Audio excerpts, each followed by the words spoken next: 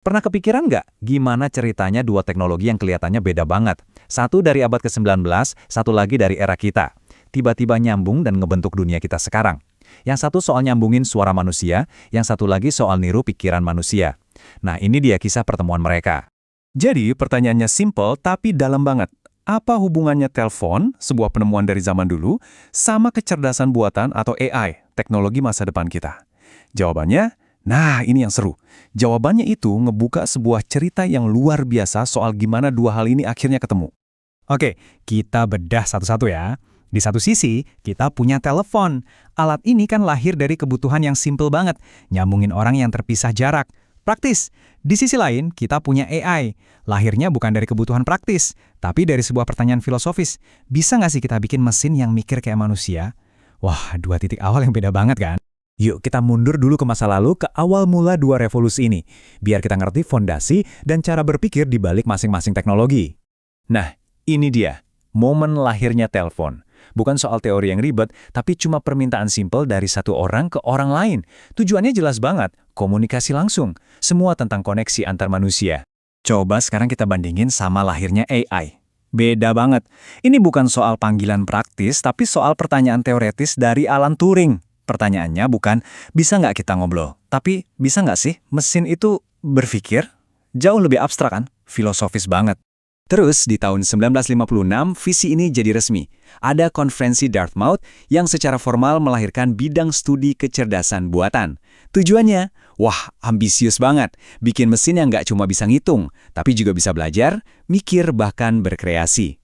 Jadi selama hampir sepanjang abad ke-20, dua teknologi ini tuh jalan masing-masing. Kayak di jalur paralel gitu. Mereka sibuk dengan dunianya sendiri, mencahin masalahnya sendiri, dan punya pencapaiannya sendiri-sendiri.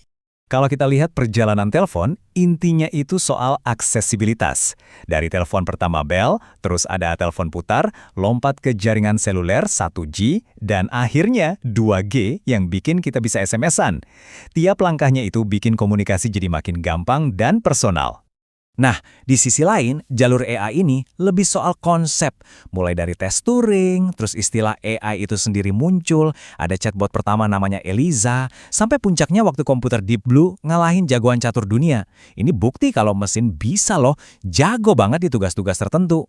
Terus, setelah puluhan tahun jalan sendiri-sendiri, terjadilah sesuatu yang luar biasa. Dua sungai yang tadinya terpisah ini akhirnya ketemu di satu titik. Dan waktu mereka nyatu, wah, jadi satu kekuatan yang dahsyat banget. Momen itu, tahun 2011, waktu Siri muncul di iPhone. Ini dia saatnya AI kabur dari laboratorium dan masuk ke kantong jutaan orang.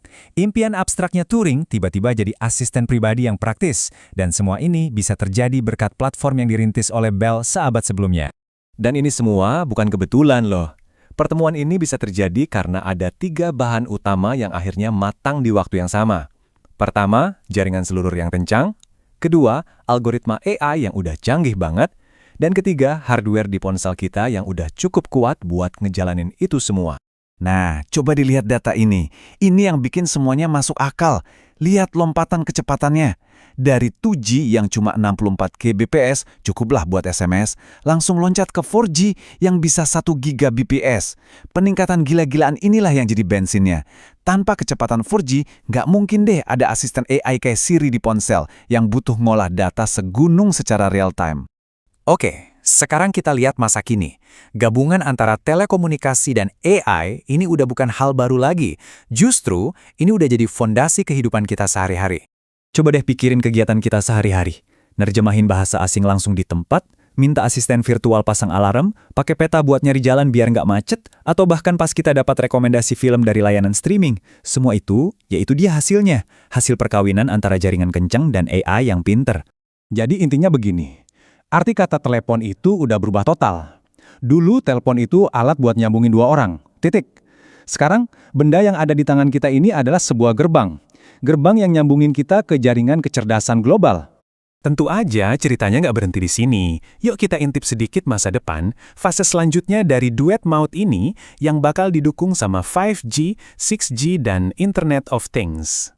Contohnya, keren banget di bidang kesehatan. Dengan jaringan generasi baru nanti, kita ngomongin soal ambulans yang bisa kirim data pasien secara live, dokter bedah yang bisa operasi dari jauh, dan AI yang bantu diagnosis dengan akurasi tingkat dewa. Ini bukan lagi fiksi ilmiah loh, ini udah jadi peta jalan teknologi ke depan.